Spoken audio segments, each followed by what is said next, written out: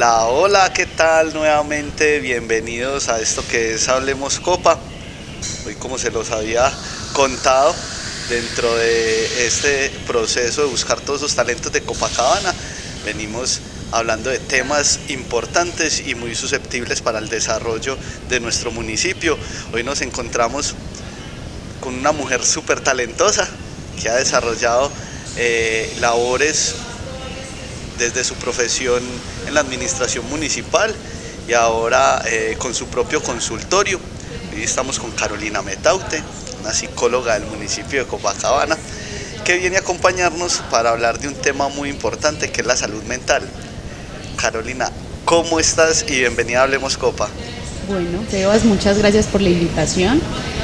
Como lo dijiste, pues estuve como en el último periodo de la administración que se hizo con Oscar Restrepo y ya empaté con la administración hasta hace relativamente un año con Héctor Monsalve. Y bueno, trabajamos como muchos temas en cuanto al programa de salud mental acá en Copacabana. ¿Y de tu vida qué? ¿Tus estudios? ¿Cómo vas?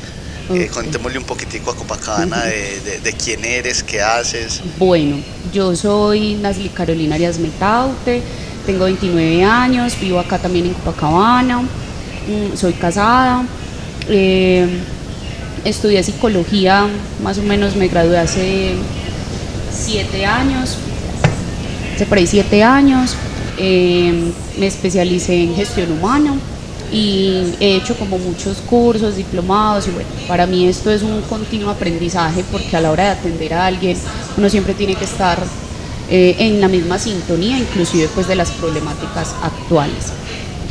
Es como más o menos mi hoja de vida, pero cuando ya entré a la administración pues el mundo cambió y uno allá sí realmente conoce las realidades y también se empapa de qué es lo que estamos viviendo. Entonces creo que esa fue mi escuela para aprender muchas cosas que tengo hoy. Carolina, hoy todo el mundo habla de salud mental, ¿cierto? Pero para comenzar, expliquémosle a la gente qué es la salud mental y por qué es tan importante la salud mental en nuestras vidas. Ok, se va a saber. Primero, la salud mental es un equilibrio, tanto emocional como conductual. ¿Qué pasa? Que nosotros a veces nos confundimos creyendo que la salud mental es una ausencia de enfermedad y no es así. Tampoco podemos aprender a actuar solamente bajo crisis. Nosotros no podemos estar buscando de pronto otras técnicas, teorías, otras formas de bienestar porque estamos mal, sino que hay que aprender que también podemos prevenir y que sin salud mental realmente ni gozamos de la plenitud de la vida y mucho menos vamos a poder sortear las inconformidades o problemas que nos presenta la misma. ¿Cómo es el panorama de salud mental hoy en el municipio de Copacabana? Bueno, realmente y para nadie es un secreto que hay brechas, ¿cierto? Hay algunos asuntos que no se han tenido presentes y creo que como toda sociedad ocurre. Tristemente hay que responder ante los actos, pero también creo que es una situación que nos ha conllevado desde la pandemia. O sea, realmente el tema de pandemia, mucha gente me dice, Caro, pero es que la depresión y la ansiedad se dio desde pandemia. Falso. Empezando porque tener ansiedad no es una enfermedad precisamente. La ansiedad es una emoción que habitan todos los seres humanos y que obviamente nos sirve para nuestra supervivencia. ¿Qué pasa? Que cuando yo no tengo herramientas para poder contener esta emoción o cuando yo ya estoy teniendo un trastorno, es decir, una enfermedad mental y no tengo el debido tratamiento, pues las cosas no van a salir bien. ¿Qué pasó en el tema de pandemia? Se volvió visible, fue notorio y como todos, y anteriormente lo mencioné, estábamos aprendiendo a solamente atender nuestra salud mental bajo una crisis, entonces nuestro sistema de salud también colapsó, ¿cierto? Porque nuestras dimensiones estaban todas afectadas, estábamos despidiendo a seres queridos, estábamos combatiendo una enfermedad O ni física. despidiendo a seres queridos porque ya no los Claro, veíamos. eso, estábamos aislados, entonces empezó a aflorar una vulnerabilidad del ser humano que absolutamente nadie estaba preparado para eso. Entonces ahora nos estamos enfrentando a un sistema que no podemos sostener más, que es la soledad, que es la falta como de sentido, de propósito por nuestra vida, y afloran distintas dinámicas que hasta hoy yo lo estoy notando. Bueno, ¿hay desafíos en la salud mental o desafíos en la atención en la salud mental? Ambas, porque nosotros nos tenemos que mover en medio de los desafíos que nos presenta la sociedad, ¿cierto? Entonces, está bien, nuestro sistema de salud en este momento no tiene para contener todo este oleaje que se está notando, pero esa es la invitación, que nosotros mismos también podamos encontrar señales o signos que nos inviten a velar por la salud mental del otro, porque hay un otro que de pronto tampoco sabe resolverse, tampoco sabe con quién hablar, le da pena pedir ayuda. Entonces, ¿yo qué estoy haciendo? No, llévelo a X entidad para que lo único que hagan era darle una pastilla, pero es que nuestro sistema de salud actual, ¿qué está pasando? Las citas solamente son prioritarias o incluso no nos están escuchando porque no tienen tiempo. Entonces llega X persona recién pasando por un duelo y lo único que hacen es, vea, tómese esta pastilla, pero ¿quién me preguntó yo en qué momento emocional de mi vida estaba?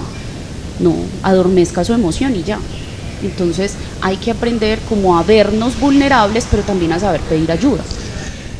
Entonces, hoy, ¿cuáles serían esos principales desafíos que se han observado en la población durante este periodo después de pandemia? Porque el problema de salud mental se intensificó en la pandemia porque nadie estaba preparado para el encierro, porque nadie estaba preparado para lo que nos sucedió. Uh-huh. Entonces, ¿qué es lo que más se ha observado durante este periodo? Porque yo por ahí veo muchos talleres de personas que no son psicólogos o no trabajan en este mundo y no sé cómo es la guianza de estas personas o si sirvan para sanar o terminen generando un problema mayor. Uh-huh. Bueno, aquí mencionaste una palabra muy importante. Todos vamos por un camino de sanación, ¿cierto? Entonces, allá afloraron muchos emprendimientos y yo lo comprendo, pero un profesional en salud mental requiere una preparación más allá de un curso. Entonces tenemos que perderle el miedo a la angustia, a sentirnos mal, a poderlo tramitar en un espacio, ejemplo, de consulta o a otras personas que le sirven otras herramientas, pero no creer que es el final, eso es una continuidad. El desafío actual es que nosotros no hemos hablado, o sea, no aprendimos a hablar. Entonces, cuando pasan ciertos momentos complejos, todo yo lo voy tragando porque es que yo soy un hombre fuerte, una mujer fuerte, yo con esto puedo. Y los hombres no lloran. Los hombres no lloran, venimos también con muchos. Y si llora le pego. Muchos condicionantes, inclusive en consulta recibo muchos padres de familia que me dicen, Carolina, pero yo no sé por qué mi hija está así. Si yo cuando tenía su edad, yo no hacía eso, pues uno tenía que salir adelante, uno no le podía contar al papá y a la mamá, es que su única obligación es estudiar. Entonces son un montón de encasillamientos que también cierran a que la persona hable, ve, pues pucha, no puedo con este asunto. Ah, pero se le hizo un mundo, sí, se me hizo un mundo. Tiene derecho a equivocarse. Claro, y tiene derecho a pedir ayuda y a decir no soy capaz y a reconocerse. Pero nosotros mismos le cerramos la puerta muchas veces a las personas que sí quieren llegar a espacios donde deban durar. Yo, sí confío mucho en los espacios terapéuticos, en los grupos terapéuticos. Conozco personas muy tesas que hacen estos talleres y se empapan y son profesionales o si no, tienen como coequiperos profesionales de la salud mental, pero que no exijan de hoy vas a salir de aquí sana. No, porque eso es un peldaño de tu proceso. Entonces, por eso cuando se asiste a consulta, una de las primeras vertientes que se trabaja es también decirle al otro qué tan dispuesto estás para asumir tu existencia, para crear tu experiencia personal.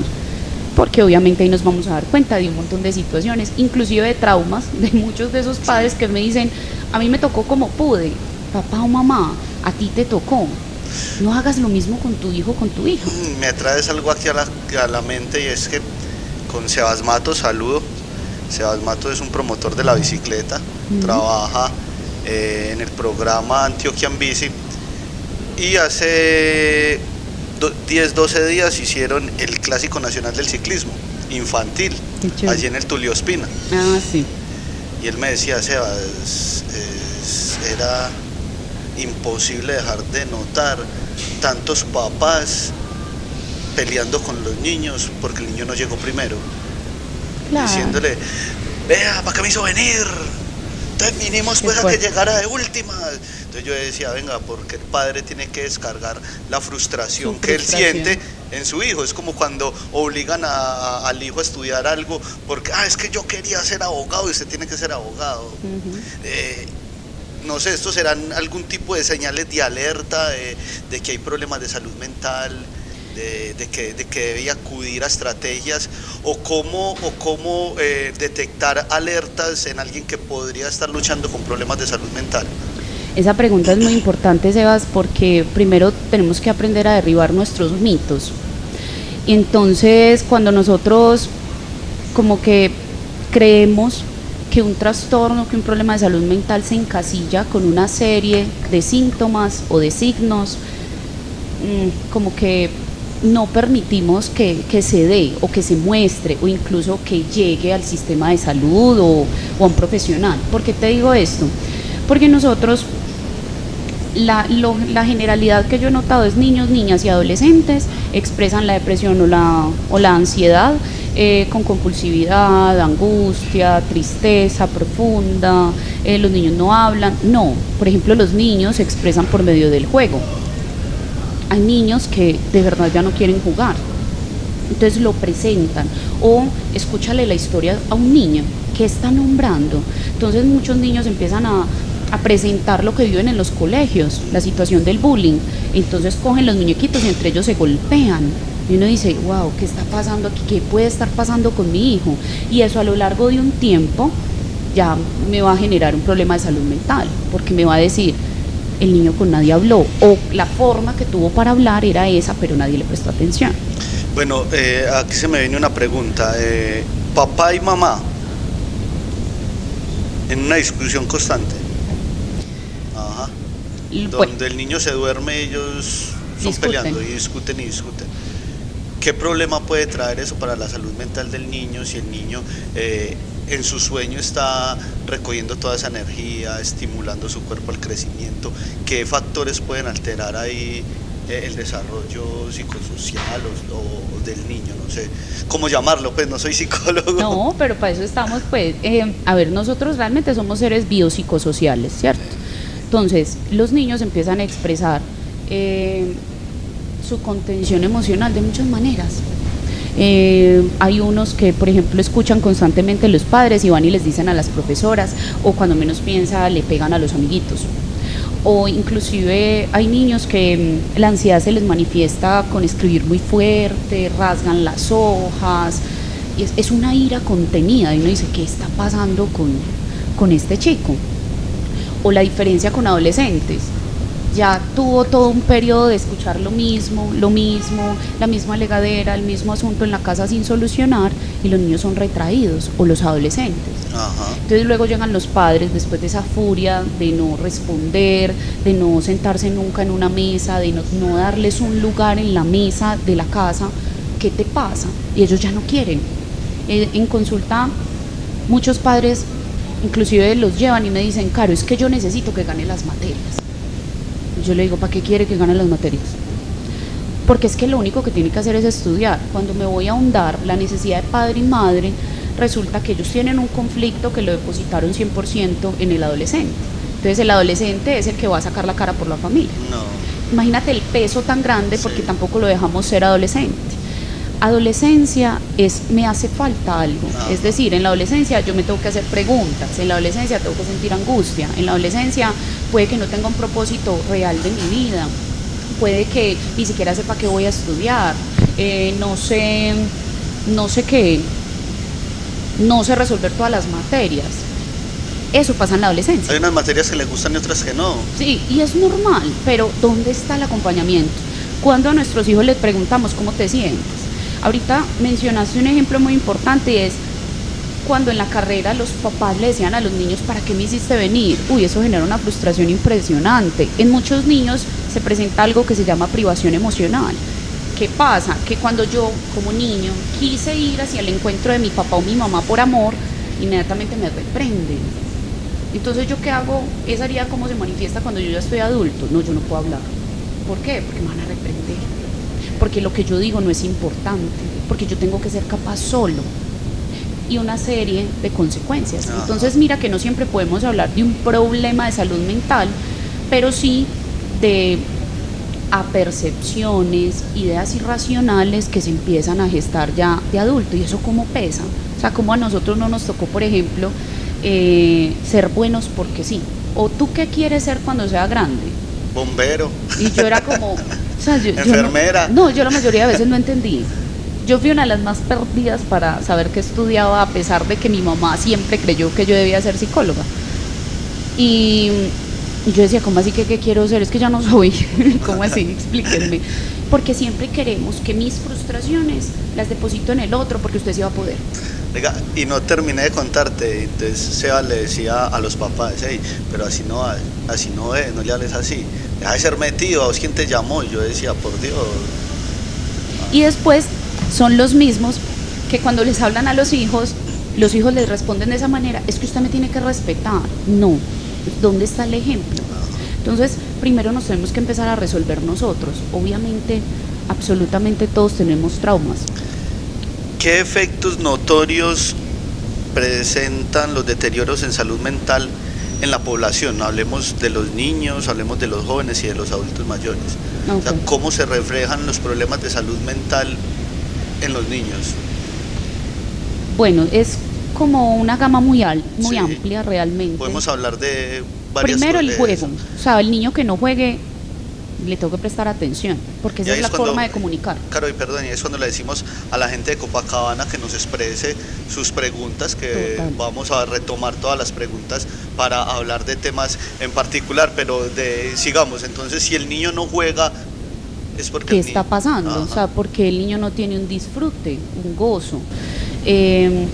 ¿Cómo le estoy acompañando cuando los niños creen que hacen algo malo y lo rasgan, lo rompen, se jalan el pelo, se irritan? ¿Cómo lo acompaño yo en ese momento de emoción?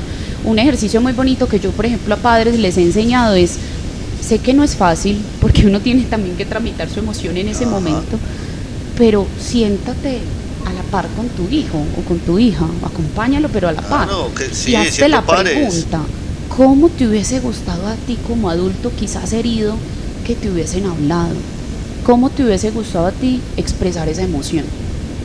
Y solo con esa pregunta uno aprende lo que es la empatía. La empatía no siempre es ponerse en los zapatos del otro, pero al menos imaginarme algo de lo que el otro vive, para ver yo cómo puedo aportarle, porque esto le pasa a los profesores, esto le pasa a los padres, a los cuidadores, los abuelos que cuidan niños muy pequeños. ¿Cómo hace ese abuelo para estar detrás del niño? O sea, es que hay realidades muy diferentes. Una mamá que todo el día tiene que estar por fuera y luego escuchar que su hijo o hija le dice mamá a otra persona. Entonces yo cómo juego ahí, no, es que me tienes que llega la mamá y le dices por el nombre. Claro, entonces también. Y a la abuela la reconoce como la mamá. Como la mamá, porque esos son roles. Ajá. Entonces yo creo que esas dinámicas familiares, inclusive hay terapeutas de familia que empiezan a leer todos esos síntomas y empiezan a decir, venga, no, el niño lo único que está mostrando es algo sostenido, quién sabe hace cuántos años, por la familia. Lo mismo pasa con el adolescente. Lo que pasa es que el adolescente lo expresa diferente. ¿Cómo lo expresa el adolescente? Por medio de rabias o irritabilidad, son muy irascibles. Entonces puede pasar que no hay un acompañamiento bajo la tolerancia a la frustración o tiene mínima tolerancia a la frustración, y hay otros que en muchos casos tiene tanto cargo encima. En estos días un adolescente me decía, es que ella tiene 15 años, ella me decía, es que yo no soy lo que mi mamá quiere que yo sea, pero yo quiero a mi mamá. Y no tiene que ser lo que la mamá quiere que sea. ¿Cómo le haces entender eso a un adolescente que lleva 15 años solidificando la misma idea? Ya tiene su brecha emocional. Entonces, ahí es donde ella me decía, ¿cómo aprendo a ser yo si yo ni siquiera sé quién soy? Pero está en la edad de hacerlo. Ajá. Pero la demanda de la mamá es que estudie y tienda la cama. ¿Cierto? Entonces mira que a veces sí queremos que los otros cumplan, como que se vea todo muy bien, pero no es así. O sea, tenemos que aceptar que nuestros hijos sean otros y cambien y cada vez sean diferentes. Lo mismo pasa del niño al adolescente. Entonces hay papás que llegan y me dicen, Caro, es que el niño era espectacular, Claro, se deja peinar, bañar, hacer de...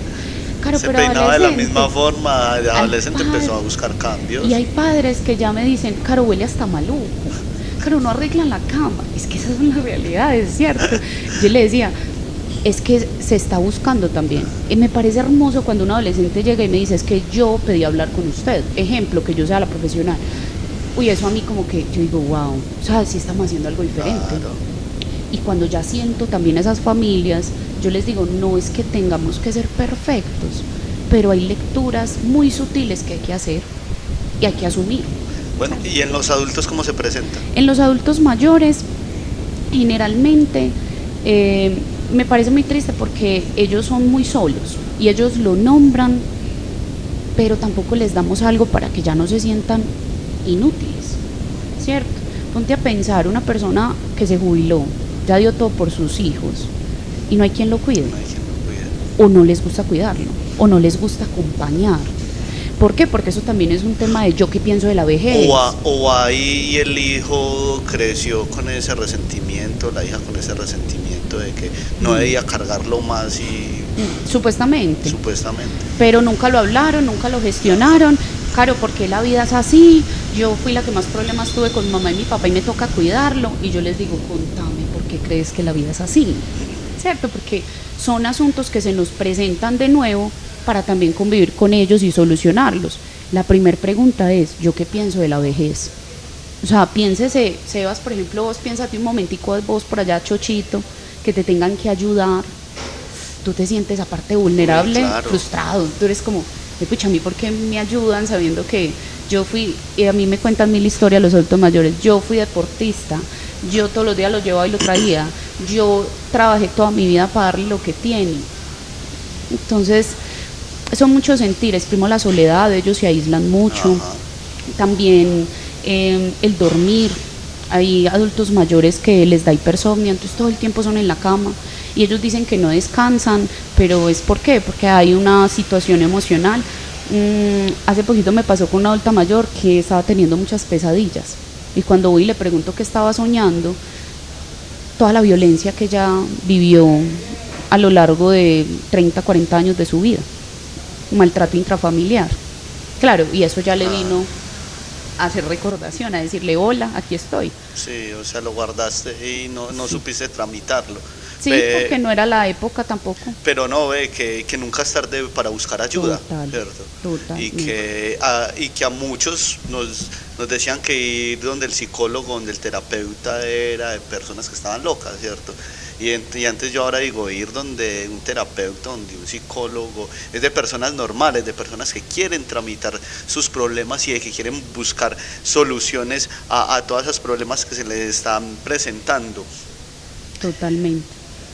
A pesar de los avances en educación, ¿cierto? Y en acceso a la información, aún sigue existiendo un estigma sobre la salud mental en algunos lugares. ¿Cómo poder trabajar juntos para reducir este estigma y fomentar la comprensión, fomentar ese respeto por el otro? ¿Qué estrategias o qué herramientas deberían establecerse desde esos núcleos primarios para poder desarrollar algo que nos permita ese trabajar juntos en reducir todos estos daños? Bueno, considero que hay un aporte muy importante, inclusive a modo personal. Yo creo que en mi proceso lo he vivido. Yo era una niña que no hablaba. O sea, yo hablaba de otras cosas, pero no de lo que debía hablar, ¿cierto? Y por eso esa es mi insignia. Hablemos sana, hablar sana. Cuando nombramos lo que nos aqueja, disminuye el dolor considerablemente. A mí me pareció tan charro eso cuando yo te busco por redes sociales y yo venía con Hablemos Copa, cuando yo, tiene... todo lo bueno se junta. Sí. Bueno, entonces dentro de esa herida, ¿cierto? Como de mis mecanismos que tuve en ese momento, aprendí a hablar, de pronto a resignificar tanto dolor, tantas situaciones que a todos nos aquejan y a todos nos pasa. Entonces, ¿por qué el estigma continúa? Porque tenemos que preguntarnos qué nos hace decirle no a la salud mental o evitar el dolor ajeno. O sea, porque alguien no se puede quejar. Entonces, ejemplo, en las familias se queja la tía que siempre ha estado enferma y es un problema. Ajá. Ay, tía, otra vez usted. Otra vez usted. Ay, tía, pero ve, ¿Ya qué le pasó? ¿cuál es la nueva tía? O sea, mi tía, ¿por qué siempre piensa en muerte, en enfermedad? ¿Qué está pasando ahí? Eso también es una alerta de salud mental. Pero nosotros creemos que la salud mental ya es llegar al servicio de urgencias.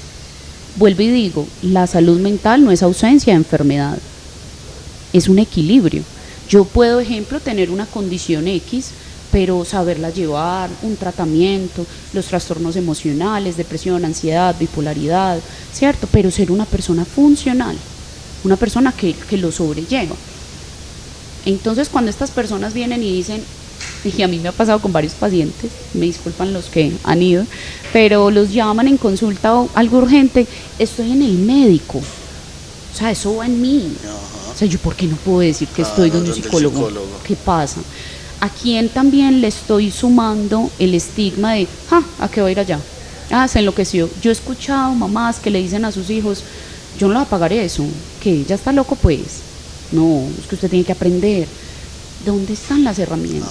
Si ellos mismos también lo dicen, en algún momento podemos asistir a terapia, hay gente que tiene sus guías espirituales, hay otras personas que tienen como su red de apoyo o digamos alguien que les enrute, que les ayude. Sí, eso nunca va a comparar una consulta, pero estoy haciendo algo por ver el panorama, por salir de acá.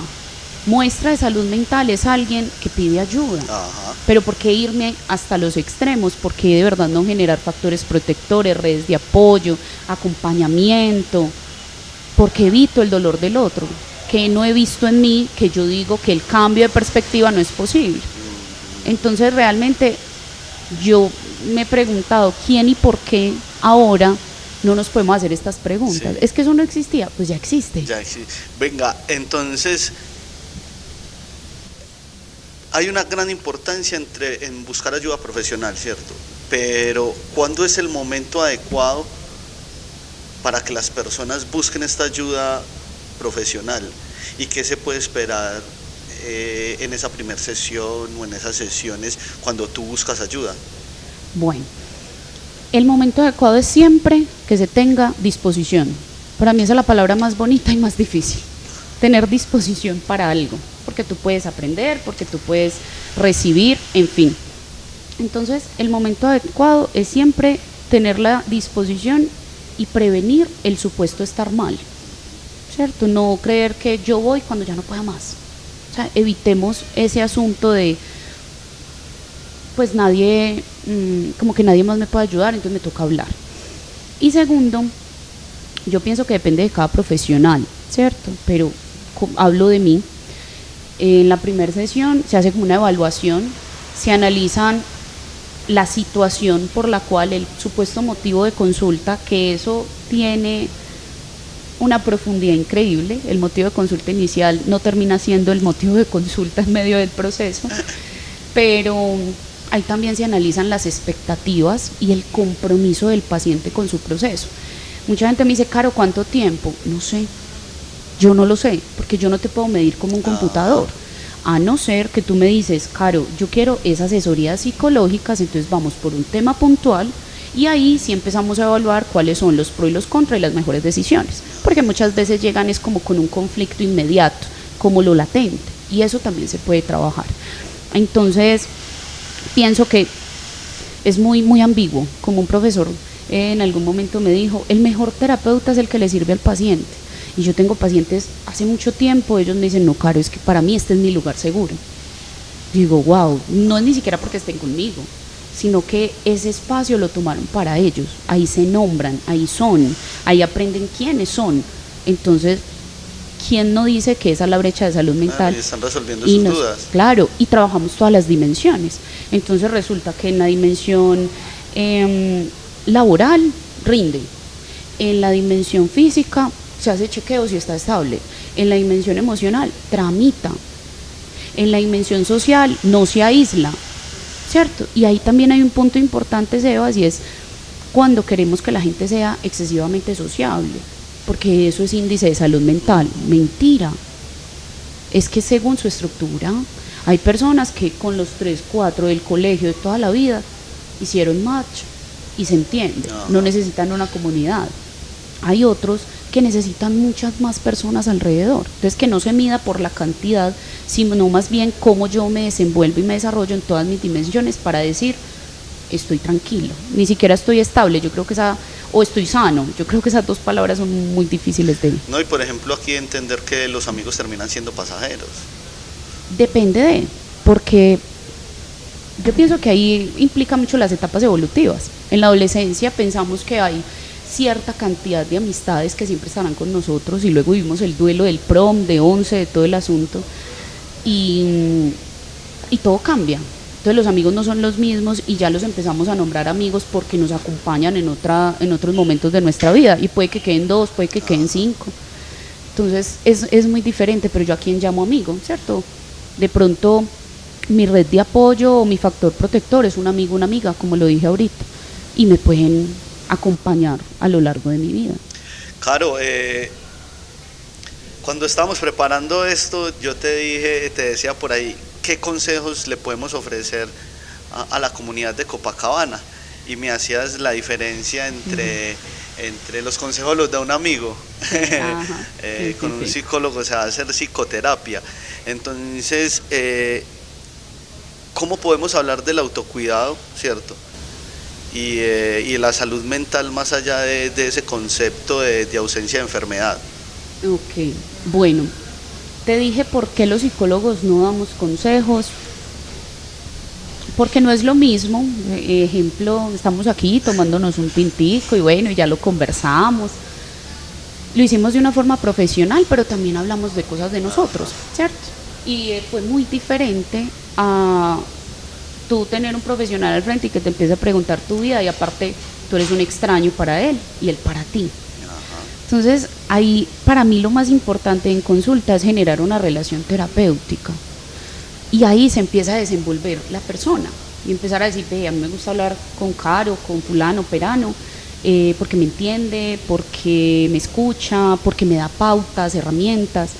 Si tú por ejemplo te vas y te sientas con un amigo y le comentas una situación X, el amigo según su experiencia te va a hablar. Entonces ese es el consejo.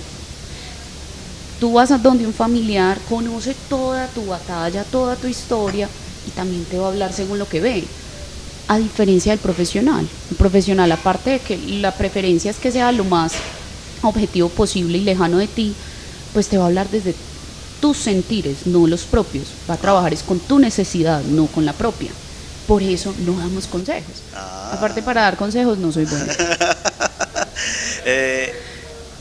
Y bueno, ahorita sí, qué pena me dijiste, no, dale. Lo de salud mental, hay que aprender a hacer puente y no muro, Sebas. Entonces, si yo estoy viendo a alguien no tan bien y que ya se abrió conmigo, brindarle con empatía. Si yo no soy la persona idónea, bueno, ¿cuál es la ruta? ¿A quién podemos buscar? O vení te saco de esa zona de confort tan maluca en la que estás, no, es que no quiero salir, bueno, listo, voy a tu casa, me quedo con vos, movimiento, ¿cierto? Físicamente empiezo a trabajar en mí una descarga de neurotransmisores que me van a dar bienestar por hacerlo. Y eso que dependiendo del grado en el que esté la persona, porque hay unos trastornos que cuando se manifiestan muy fuertes, si lo pongo a hacer actividad física se me descompensa el quíntuple, ¿cierto? Entonces, todo es el caso por caso, pero pautas, coma sano, o también des el gusto de comerse algo rico, que se lo disfrute, tenga movimiento, no tiene que ir a entrenar, a levantar un montón de cosas, no, pero tenga actividad física, actividades que le apasionen, ojalá que no tengan que involucrar un tercero, sino algo que a usted de verdad le guste, que usted encuentre un propósito día a día en lo que usted hace. No tenemos que estar pensando que todos los días tenemos que hacer una gran hazaña con el mundo. Eso es mentira, eso son expectativas. Pero cuando yo empiezo a trabajar mi día a día y pues madre, a veces, ejemplo en mi caso, a veces me levanto es como por entrenar y yo digo qué chévere la sensación que eso me genera, o a veces me llegan unos pacientes, cuando llegan pacientes no, yo soy feliz, o cuando hay un resultado que no me lo esperaba pero muy bueno también de ellos, yo digo, madre, qué rico esto me llama, esto me gusta y no tengo que estar pensando en tengo que hacer un montón de actividades para sentirme bien, pleno, porque no hay necesidad. Entonces, ¿cómo cuido mi salud mental? Caro, ¿cuál es ese principal motivo de consulta que tú atiendes? Depende de la etapa evolutiva. Yo atiendo desde adolescentes desde los 12 años. Los adolescentes llegan, a mí me parece que son muy inteligentes, Sebas, te digo, a veces me dejan desarmada. La información que tienen estos muchachos. Impresionante. Pero eso también hay que tomarlo como una habilidad. Ajá. Estos chicos son, ¿cómo se dice? Como piedras en bruto, algo así. O sea, diamantes en bruto. Sí, de ellos se puede sacar muchas cosas. Pero los principales motivos en adolescentes es la angustia. No sé qué tengo, cómo te sentís, no sé. ¿Qué quieres hoy? No sé. ¿Quieres estudiar allá? No sé. ¿Qué quieres mañana? No sé. Entonces la mamá me dice, pero es que no sabe nada. Sí, esa angustia previene de los adolescentes. Ellos la proveen y hay que brindarles acompañamiento.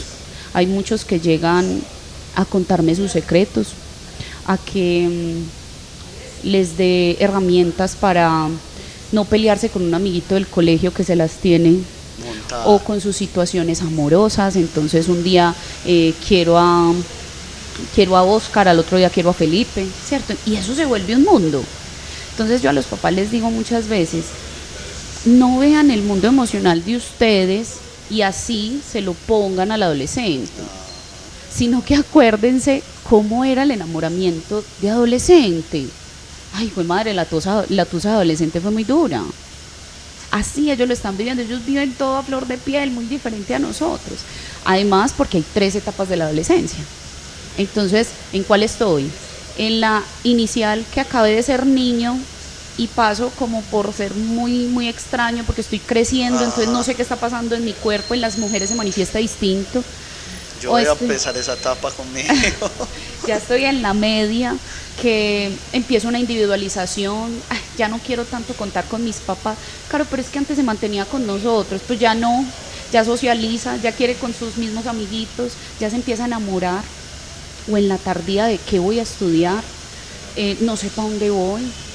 Y empiezo a ver a mis papás como falsos enemigos, ¿cierto? Porque ya empezamos. Porque ya la exigencia y... No, Sebas, es que ya empezamos también a hacer un duelo por el padre y la madre, como estoy viendo a mis papás distinto, Caro, porque ya ni les pregunto por qué.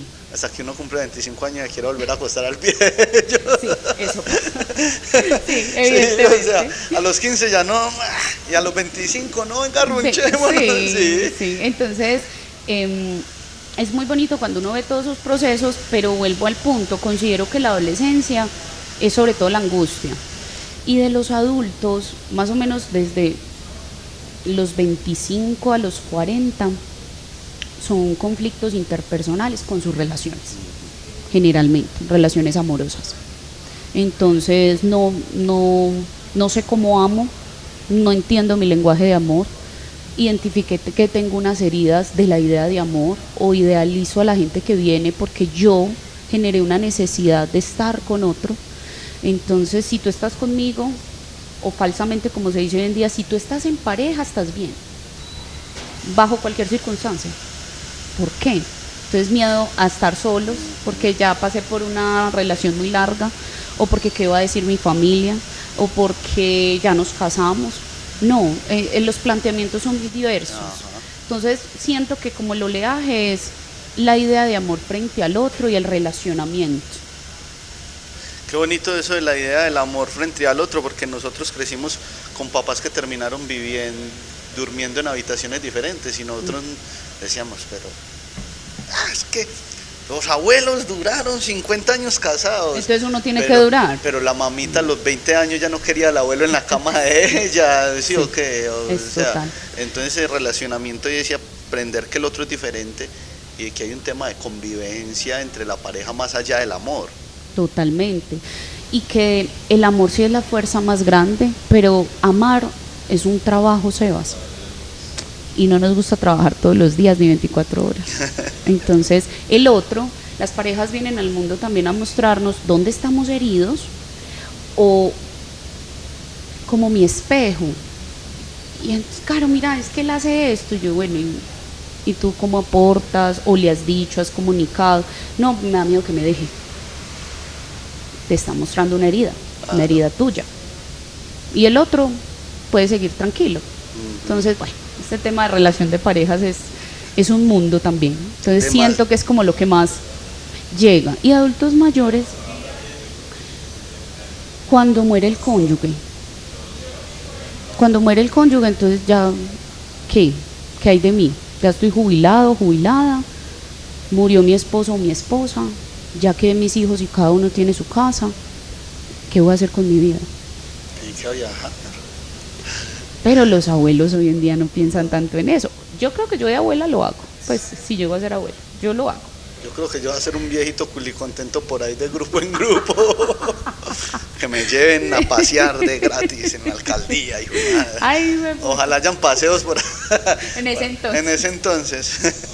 Sí, entonces me gusta que me hagas estas preguntas porque mira que son experiencias que nos transversalizan. O sea, no podemos decir que se llega por crisis porque estoy mal, sino también para conocerme, para entablar comunicación, para aprender a hablar. Hay adolescentes que también llegan porque no saben hablar, o creen no saber hablar, o que la única forma de hablar es esta, comunicando. Y hay adolescentes que dibujan, que pintan, que cantan, que escriben. Yo tengo un paciente que él tiene 26, 27 años y habla a través de la música, pero, o sea, impresionante. Yo le decía a él, ¿necesitas hablar realmente? Y me decía, pues claro, es que si uno se queda callado, y yo, párese con su instrumento y hable. Esa es su forma de hablar, ¿cierto? Pero siempre expresando. Caro, el enfoque de salud mental para grupos vulnerables, personas en condición de discapacidad, personas LGTBIQ+, ¿cómo es ese trabajo con ellos? ¿O presentan factores diferentes o hay estrategias de intervención diferentes para esta población? Porque en Copacabana no lo podemos negar, tenemos de todo, ¿cierto? Y queremos hablar desde ese enfoque general. Hemos venido tocando los públicos, pero qué bueno tocar esos dos públicos de las personas en condición de discapacidad y las personas LGTBIQ+. Bueno, ahorita te lo mencioné y para mí son muy importantes y me parece que son muy sanadores, realmente sanadores, no en su totalidad, pero trabajan muchas fibras y son los grupos terapéuticos. Trabajar con las personas, pues LGTBIQ+, no es que sean personas diferentes, no. Entonces hay que empezar a trabajar esa falsa idea de que son distintos. ¿Por qué? Son seres humanos.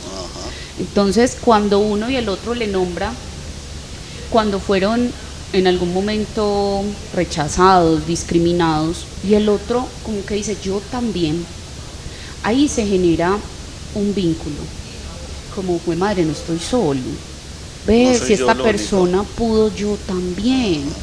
Entonces, ahí se empiezan a incrementar herramientas porque ellos mismos movilizan, eso se llama grupos operativos, y en la universidad lo llegué a ver y mostraba cómo se podía trabajar un tema, y en algún momento lo llegamos a hacer, se podía trabajar un tema y ellos mismos empiezan a tejer y salen experiencias hermosas, pero con una finalidad que se llama la tarea, resignificar. Bueno, listo, ya viste todo este dolor, este flagelo, estos asuntos, ¿qué vamos a hacer con la historia? No nos quedemos en el punto de víctima. Sí, nos dolió, hay muchas situaciones. Venga, ¿qué vamos a hacer ahora? Y ellos se empoderan más. Ah, no, sí, es que yo elegí esto, yo quise esto, me gusta esto. A mí me parece hermoso cuando lo deciden, cuando deciden ser. Y lo mismo cuando pasa. Deciden no negarse, pues. Total, porque es que a veces nos negamos es que ¿qué dirán de mí? No, pero vuelvo y digo, hay muchos asuntos que inclusive desde las familias no se apoyan. O ahorita cuando tocas el tema de pareja, ¿cierto? Que terminan las parejas sujetas a hacer lo que al otro le gusta que la otra persona haga. Claro. Entonces yo no voy y hago eso porque a él no le gusta. Una no dependencia. Hago eso porque a ella no le gusta. ¿Sí? Okay. Claro. Y terminan limitándose el desarrollo de su vida. Totalmente. Y después a decir, es que yo lo hice por ti. Y el otro a responder, pero yo no te lo pedí. Es difícil. Y con el tema de discapacidad, pues primero tener profesionales en diversas formas de expresión, porque llegué a hacerlo con personas que sabían, ejemplo, lenguaje de señas, ¿cierto? Que como que se comunicaban muy bien, porque eso a veces es una barrera. Entonces, personas que estén capacitadas para, y entre ellos generar un acompañamiento. Pero, es que tiene una supuesta discapacidad en algo, listo, pero ¿para qué otras cosas es hábil? O sea, no me digas que solamente es discapacidad porque no sabe lo usual. Dime más bien qué más vamos a hacer con esta persona. Le doy una utilidad. Y a veces pienso que nosotros somos los que no estamos preparados para reconocer. Vuelvo y digo, es que es un tema frente a nosotros. Si tú hoy, por ejemplo, te quedas sin pies o sin manos, ¿qué? ¿Cierto? Y, pues madre, ¿yo qué me pongo a hacer? Si yo, por ejemplo, me quedo muda en este momento, ¿qué? O invidente. Entonces, estas personas enseñan mucho, demasiado, Sebas, pero insisto, hay que darles un lugar diferente. Por ejemplo, me lo contaba Camilo, el dueño de la pizzería Copacabana. Gran saludo para él, que ahora viene teniendo en cuenta a todos los chicos de Nedisco en su espacio. Es súper hermoso, o sea, uno llega y lo atienden a uno con todo el cariño, pero también van y lo paran en la mesa a uno con todo cariño. O sea, ya terminó, sí, no váyase filtro, ya, sí. sí, ellos no tienen filtro, o sea, y son bonitos, amables, cariñosos. Demasiado amorosos. Ajá. Tú no dices, ve, así se les puede dar oportunidades, porque hay que comprender el desarrollo de sus capacidades. O sea, no aprenden igual que nosotros de una, pero cuando aprenden, lo aprenden mejor que nosotros. Y son muy mecánicos, entonces ellos saben hasta dónde, hasta cuándo, me dijeron esto, son demasiado organizados. Él me decía riéndose, Seba, ¿sabe que aquí ninguno de mis trabajadores había limpiado una mesa como la limpian ellos? Y me hizo reír demasiado. Sí, y yo, ¿cómo así? Sí, o sea, se les nota el amor. Son demasiado claro, amorosos. es que se están viendo aceptados. Eso es lo más importante. Otro espacio, ¿cierto? Donde y hay que quieren, crear donde escenarios para ellos. Ajá. Entonces yo creo que la pregunta se hace a nosotros. Sí. ¿Cómo nosotros vamos a trabajar con población con alguna discapacidad o LGTBIQ+? Sí, ¿Cómo nosotros? Sí, como nosotros vamos a abrirnos a comprender qué es lo que ellos quieren y necesitan de nosotros. Totalmente. Es como cuando yo soy papá y yo me he cuestionado de yo cómo hubiese querido que mi papá estuviera conmigo, ¿sí o qué? Y ahora yo trato de estar mucho tiempo con mi hijo. Y uno dice, venga, si es lo que estoy haciendo, no, porque es que no hay un manual de decir cómo ser papá, cómo ser mamá. Primero, no, eso no pasa. Venga, hay otro tema y es que sufrimos de agotamiento mental debido al trabajo, o las largas jornadas de trabajo, o al trabajo bajo presión, o esta vida tan moderna que nos tiene absorbidos o nos dejamos absorber. Pero cómo prevenir esos síntomas de agotamiento mental para mantener un equilibrio saludable entre el trabajo y la vida personal. Bueno, Sebas, primero pensemos el término productividad. ¿Por qué? Porque eso tú te lo vas a contestar, ¿cierto? Vos tenés un término de productividad, me lo puedes hablar desde la agenda llena, las entrevistas, y claro. Está bien. Pero ¿a dónde lleva eso tu vida? ¿Cierto?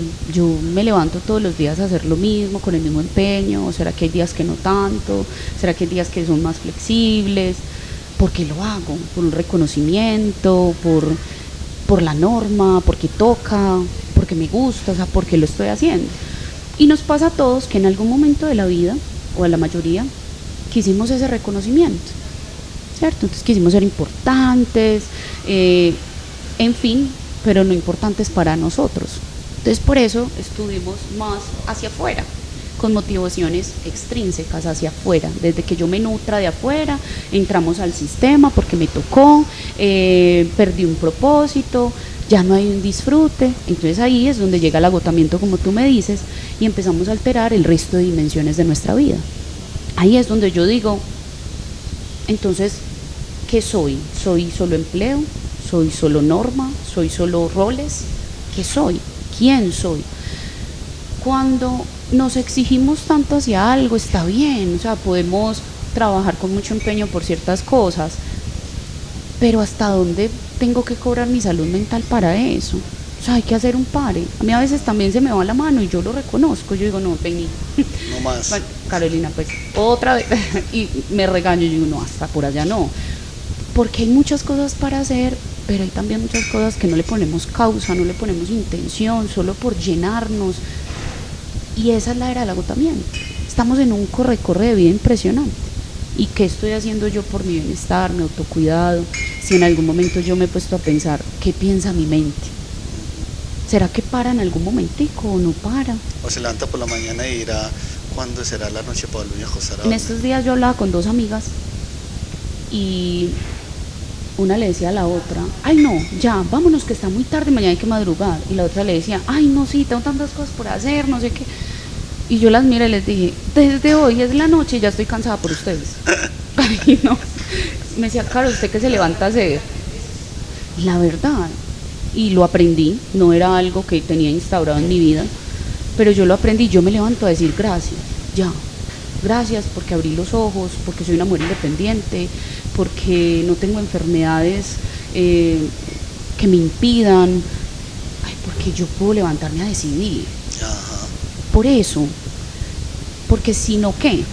No valoré, no estuve aquí, ya no me importa eso de es importante, porque sabe, porque dice, nos falta ese sentido propio, entonces por eso vamos como todo el mundo a esta hora, porque hay una rutina, inclusive no es malo tener rutinas y no es malo yo tener un horario laboral, pero si solamente tengo eso en mi vida, entonces el día que no tenga empleo, ¿qué? Ajá. Entonces ahí es donde radica, ¿qué es la productividad para mí? Sentirme importante, hacer algo por mí, o yo soy el último. Sí. O siempre prioriza uno el bienestar de los demás por encima del de uno. Sí, y a veces se nos va la mano en eso. Ajá. Se nos va la mano en priorizar el otro. Venga, hoy tenemos el fenómeno de las redes sociales. Pues yo en mi infancia, adolescencia no crecí con ellas, pero hoy juegan un papel muy importante en la vida. O sea, los adolescentes tienen acceso a la información tanta por las redes sociales, pero también puede tener efectos negativos en la salud mental. ¿Cómo podemos manejar de forma saludable nuestras relaciones en redes sociales? ¿O qué hacer para que esas relaciones en redes sociales no terminen perjudicando a uno y vanagloriando al otro? Bueno, estamos también en un fenómeno que se llama la era de cancelación. Entonces, la era de la cancelación es, si no se muestra, no hay garantía de que existe. Por eso todos quieren estar en redes, o la mayoría, ¿cierto? Entonces, tú ahorita lo dijiste, los adolescentes cómo se acompañan. Acompañar a los adolescentes es saber también manejarles esas necesidades, porque a veces ellos creen que son más aceptados en las redes que en las casas. Entonces cuando yo voy y le digo a los papás qué tiempo tienen con el adolescente, ninguno, porque se la pasa pegado al celular, tiene que estar muy bueno el celular. Yo sé que ellos se aíslan en muchas ocasiones, no quieren nada, pero es porque la intimidad de cada uno se desplazó a la red, entonces ya se llama exitimidad, ya no hay intimidad, porque nosotros compartimos con los demás con el fin de que el otro sea un espejo que me reafirme que ahí es donde está la colada, como se dice, porque me puede reafirmar una idea de insuficiencia, es que al otro sí puede, yo no. Ejemplo, la economía familiar, es que el otro viaja, le dan el iPhone y yo no, yo soy el pobrecito, entonces el victimismo, o también porque X o Y es más bonita o más bonito que yo. Te voy a contar una experiencia con mi hijo, y es que yo dejé de frecuentar un círculo de amigos por eso, círculo de conocidos. Ajá. Porque endiosaban a mi hijo y lo comparaban con el de ellos. ¿Para qué la comparación? Ajá. Y después, lastimosamente, estos niños discriminaban a otros. Lo he aprendido. Tus zapatos no son originales, tu ropa no es original. Y yo decía, uy, por Dios, pero si la ropa no hace a nadie, ¿sí me entiende? Pero ¿cómo eso lo sabe un niño si su lugar seguro o sus La casa. cuidadores lo hablan Ajá. normal? O sea, es que tú tienes que discriminar a alguien que no se vista igual que nosotros. No, o tú eres más que alguien porque nosotros tenemos carro y ellos no. O por... Ahí está el acompañamiento. Ajá. O sea, quizás no reprender en el momento, pero yo también sé hacer una evaluación mental de cuáles son los discursos que yo le estoy diciendo a mi hijo. No está mal lanzar la palabra, hay que evitarla, sí, pero a veces lanzar una palabra que no esté acompañada de nada, sino de una emoción, furia, sevicia, es lo que marca. Y porque yo no hago el acompañamiento de lo que quería hacer, hay cosas con muy buena intención que no fueron vistas así. Entonces, con el niño y el adolescente hay que hablar de eso, hay que decirle ejemplo a tu hijo. Hay que aprender de estas personitas, claro, que están en ese proceso de ver eso como lo mejor del mundo, porque tú tienes cosas muy bonitas que le estás ofreciendo. Sí, yo por ejemplo a mi hijo le he dicho que unos tenis no hacen a un deportista, o que un uniforme original no hace mejor jugador a otro que tenga un uniforme AAA, ¿cierto? Pero él porque te tiene a ti ejemplo, pero el otro que pueda estar solo, ¿qué es lo que ve en la red social? Una instancia importante en su vida social. Entonces a mí no me quite del celular porque ya no soy. Ajá. No me quite del celular porque por ahí interactúo, sí, porque predominan las relaciones en este aparato. Entonces, las relaciones hoy en día se ven muy sesgadas por el espectáculo. ¿Qué tan espectáculo me muestras para yo verte? Y si no estás en red, ¿quién sos? Ajá. No te conozco, no tengo idea. Entonces, ahí está lo que yo debo mediar y lo que debo mostrar para hacer, pero en la mitad hay mucha ansiedad. Entonces hay inclusive adultos, Sebas, que me dicen, yo comparo mi vida con lo que el uno hace, dice, pregunta, mueve en redes, y eso nos genera como miedo, como el otro se está mostrando y a mí nadie me ve. Entonces la red social no la podemos ver solamente como la red social, sino que esa es una forma de comunicación para todos. A mí, por ejemplo, me tocó aprender mucho sobre memética, porque los adolescentes me hablan así. Entonces, Caro, vea este meme, y yo miro, y es, aprendí a hablar de mi dolor a través de los chistes. Es que, ¿cómo solucionas tus dolores? Siendo cruel. Así es la memética, yo sí, bueno, hay que hacer un lenguaje más de acompañamiento, porque esta personita tiene su forma de expresarse así. Hay otros que es con videos. Entonces muestran que están en crisis. Cuando, ejemplo, hoy me mandaron uno y era un panda caminando como por un caminito de madera, de palitos de madera. Dice que cuando la psicóloga me va a dar de alta y el panda se cae y pone la canción de Mario Bros cuando alguien pierde. Y yo decía, y ahí mismo respondí yo, ¿qué pasó? Es que esa es forma de hablar. Entonces por eso te digo, la importancia de ver la red, pero también como un canal. No todo el mundo la va a saber aprovechar, no todo el mundo la va a ver como algo bueno. Venga, algo aquí es cómo poder cooperar, ¿cierto? Cuando tenemos familiares que están pasando por dificultades emocionales sin invadir su privacidad. O sea, qué conducto seguir, qué estrategia le podemos plantear a la comunidad de decir, ves, que no lo abordes así. Ajá. Porque si a nosotros siempre nos enseñaron al choque. Okay. O sea, yo siempre he pensado que es mejor pecar por exceso que por omisión. Tengo padres que son intensos, como hay otros que no, porque yo no sé llegarle, porque solucione usted. Hay que entender que cuando queremos llegar hacia otro, queremos darle una ayuda humana, y como es humana va a ser imperfecta. Entonces, a veces se quedan pensando mucho en cómo yo debo llegarle, en vez de verdad cometer la acción y hablar, y venga, me está preocupando esto, o voy a sus redes de apoyo y ¿qué está pasando? Está bajando rendimiento académico, está callado, ¿cierto? Ajá. Entonces, ¿cómo yo llego? Es más bien llegar independientemente de la respuesta y desde ahí tomar acción, ¿cierto? Y también en qué lugar estoy o cómo puedo estar para atender o remitir, conocer una ruta, saber, no, ejemplo, necesita una contención física inmediata, no, entonces no lo voy a llevar precisamente a que hable con el psicólogo, los llevo al servicio de urgencias. ¿Por qué? Porque necesita una compensación. Hay otras personas que a veces satanizan también mucho la ida al psiquiatra. Yo conozco psiquiatras que se están especializando, que están estudiando psicología porque quieren aprender a hacer terapia, porque se quieren sentar con la persona.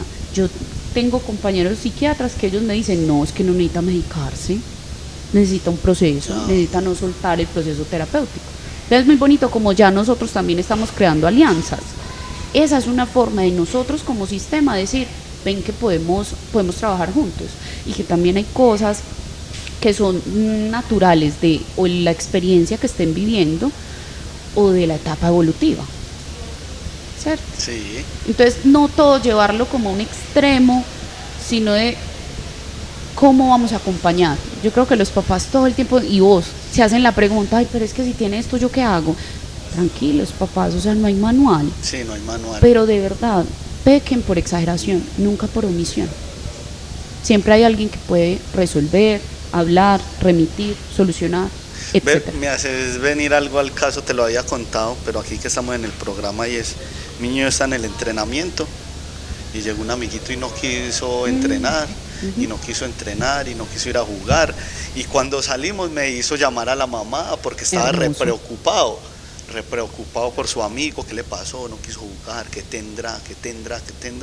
Entonces ese valor de reconocernos y decir que al otro le puede estar pasando algo y cómo yo desde mi pequeño punto de vista puedo ayudarle a que no vaya a cometer algún acto, sí, una lesión. Ajá. Inclusive lo que hizo tu hijo fue primeros auxilios psicológicos, y él ni idea, sí, y lo hizo. Y es algo que yo te digo, venga, que estrategias como esas podrían desarrollarse en un municipio para poder tener garantías de que el joven tenga una parte donde ir, de que el adolescente pueda ser escuchado, que el adulto mayor tenga eso, porque es que hoy en el municipio no lo vemos. Bueno, en el municipio para mí se hicieron grandes cosas para la prevención. Inclusive se trabajó un tema muy bonito que se llamaba guardianes de vida. Entonces empoderar a ciertos chicos de ciertas edades a que también nombraran cuando no veían el amiguito bien, cuando sabían que estaba pasando por dificultades familiares. Hay que crear estrategias para también el que quiere hablar y el que no habla de esa forma. O sea, no el que llega. Generalmente la persona que está viviendo una situación muy hostil, muy difícil, no es el que llega. Llega el comentario o llega el otro de comunicador. Esa es una red. Nosotros podemos implementar programas o talleres donde le digamos al otro, tú importas. ¿Qué tanto importas? De que me puedes comunicar, me puedes contar cuando a alguien no lo veas bien, o tú mismo irle a preguntar a un amigo, ¿cierto? O ve a los padres de familia, estamos notando esta situación en mi hijo o en mi hija.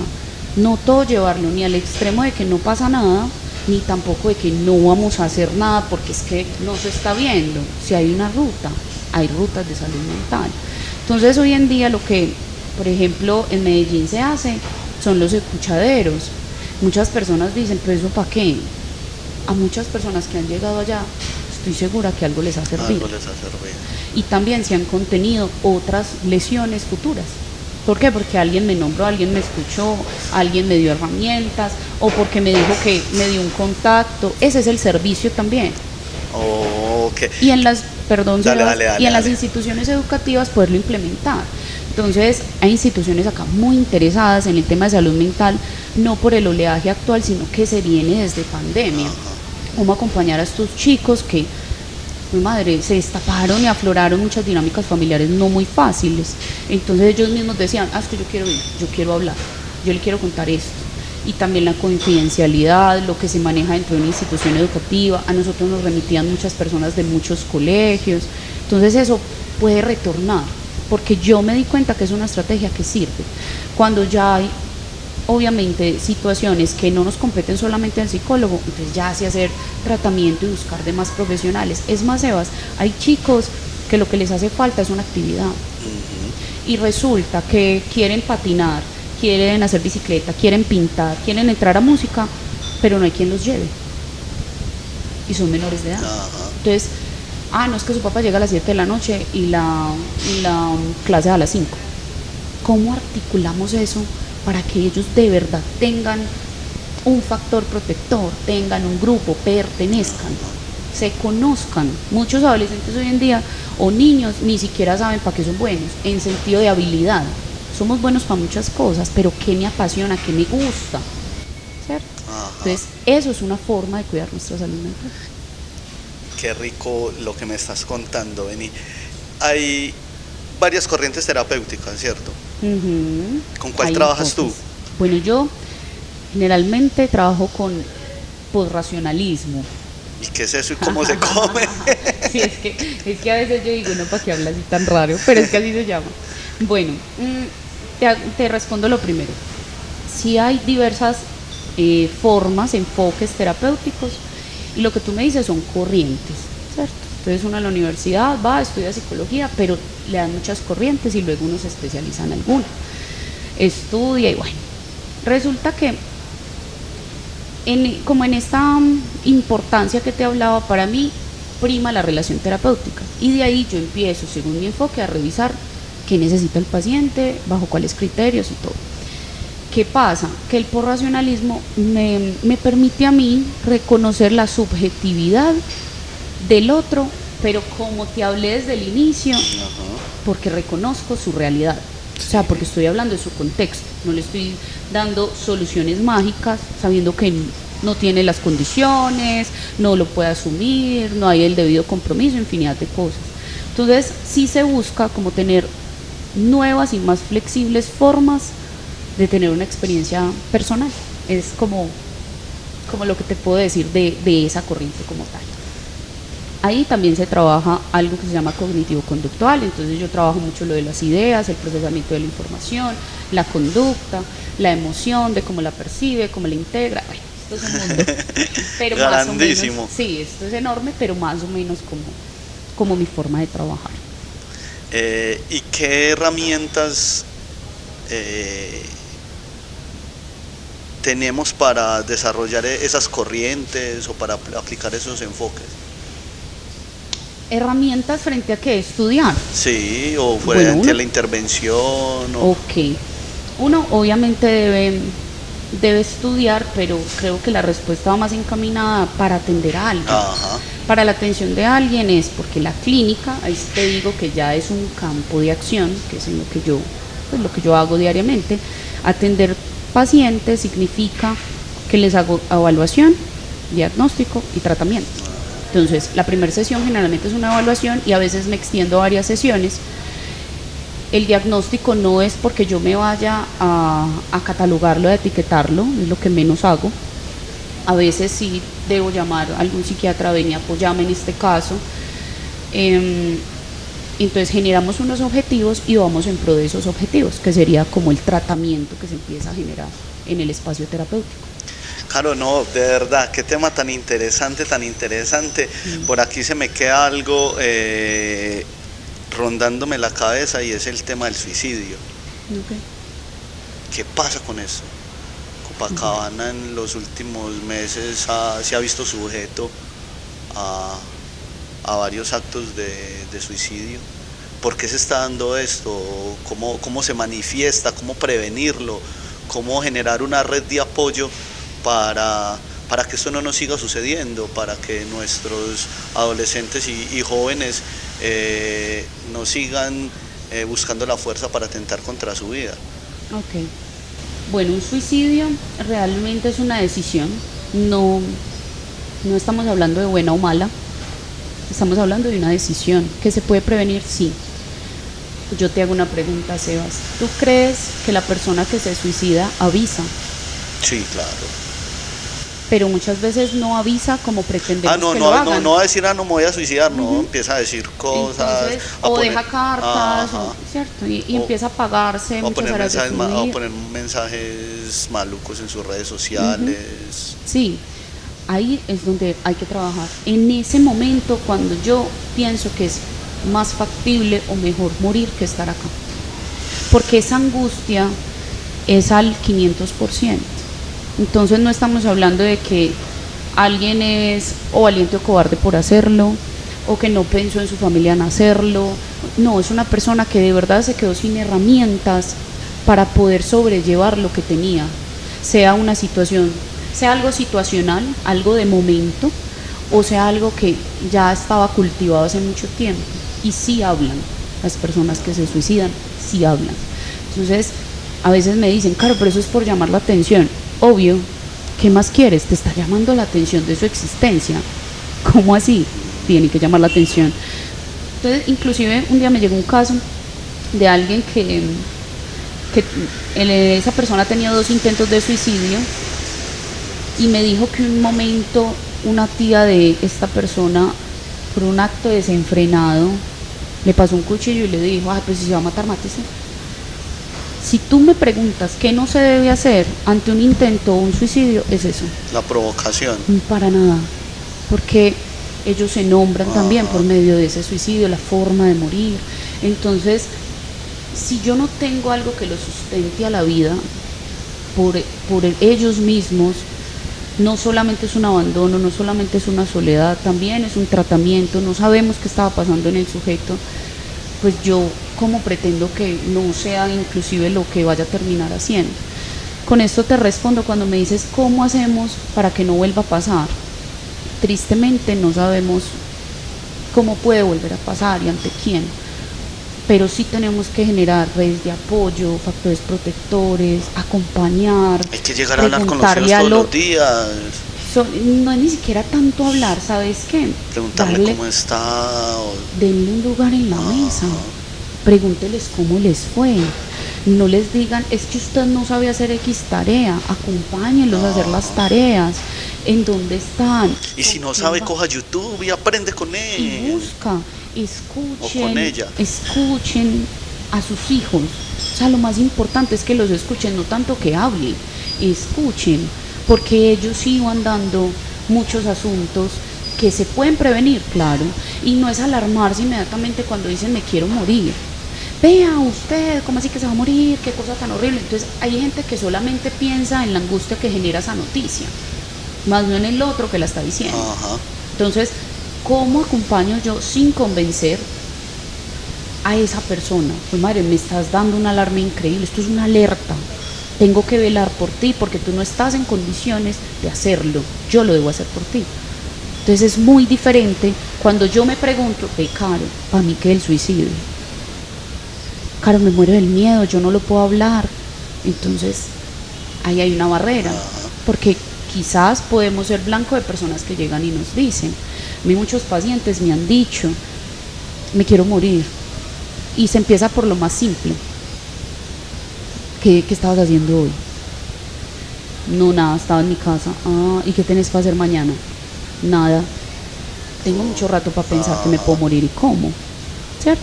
Pero si les damos como estrategias, facilidad, de que seamos personas, que puedan encontrar personas que sí les escuchen, que no está mal hablar de lo no nombrable. Inclusive hay un libro muy bonito que a mí me movió demasiado las fibras, se llama Lo que no tiene nombre, creo que es de Piedad Bonet, me disculpas, yo soy súper mala para los nombres. Y ella que habla en ese libro del suicidio de su hijo, y es muy doloroso, pero el relato de esa mujer me traspola a lo que de verdad debemos trabajar, y es ¿para qué estoy aquí? No porque se fue o cómo se va a ir, sino ¿para qué estoy aquí? ¿Qué es esa es mi angustia? Y no solamente se dan los adolescentes. Entonces creo que es una parte de un gran aporte que se puede hacer, porque también hay gente muy tesa que evidentemente nos puede acompañar en todo esto. Sí, no, y hay gente muy tesa aquí en Copacabana, porque Copacabana está llena de talento. Demasiado. Y ahí es cuando de nuevo te extiendo otra invitación a compartir panel con otros profesionales que han querido Claro que sí. sumarse a esto. Me encanta que hayas aceptado esta invitación. Gracias a Y ti. qué bueno terminar aquí con un mensaje de esperanza y aliento para las personas, ¿cierto? Para todas esas personas que están luchando contra esos problemas de salud mental, para las personas que aún no han querido dar ese paso a buscar atención. ¿Qué les podemos decir? Un mensaje, ¿dónde te buscamos? ¿Cuáles son tus redes sociales? Para que nos vamos aquí como despidiendo de toda esta gente bonita de Copa. Ok, bueno, si es posible sentirse bien con uno mismo, con todo lo que eso traiga, con las expectativas que no cumpla, con mis desaciertos, con mis errores, con los momentos gratos y los no tan buenos, es posible vivir en plenitud con todo eso, pero para ello hay que aprender a caminar. Yo considero que también estoy caminando como mucha gente en esa búsqueda de la experiencia personal, de lo que somos. Entonces dejar de ridiculizar esta parte de para qué ir, o uno como habla con un desconocido, del estigma, y más bien, ¿y si yo genero mi experiencia? ¿Y si yo miro qué es lo que me van a decir? ¿Y si yo entiendo qué es lo que hacen conmigo? De pronto es una lucecita a tantas personas que tienen miedo a hablar. Por eso siempre lo digo y lo voy a decir, hablemos. Claro, no, muchas gracias. Por favor, dile a toda esta gente bonita de Copacabana cómo pueden encontrarte en tus redes sociales y yo después lo pongo ahí en la edición del video. Bueno, yo aparezco en Instagram como Carolina Metaute _ en Facebook Carolina Arias Metaute, y tengo línea pues de atención, si quieres la pones. Claro, también la podemos decir ahí, si quieres das el número y yo lo pongo ahí. Que esa sí se llama Hablemos, esa es 314-729-3085. Qué bien. Oiga, no, a toda la gente de Copacabana les volvemos a reiterar la invitación. Si tienen alguna pregunta que hacer, nos la pueden hacer. Vamos a estar retomando todas esas preguntas para nuevamente hablar con ustedes en un en vivo. Agradecerte, Carolina, de nuevo que hayas aceptado la invitación. Hablemos Copa. Voces y visiones de un territorio que quiere bienestar, que quiere garantía, que quiere oportunidades. Qué bacano que hayas estado por aquí. A toda la gente de Copacabana nos vemos. Recuerden seguirnos en las redes sociales, @hablemoscopa en Instagram, en Facebook, en YouTube y en TikTok. Chao, chao, muchas gracias. Gracias.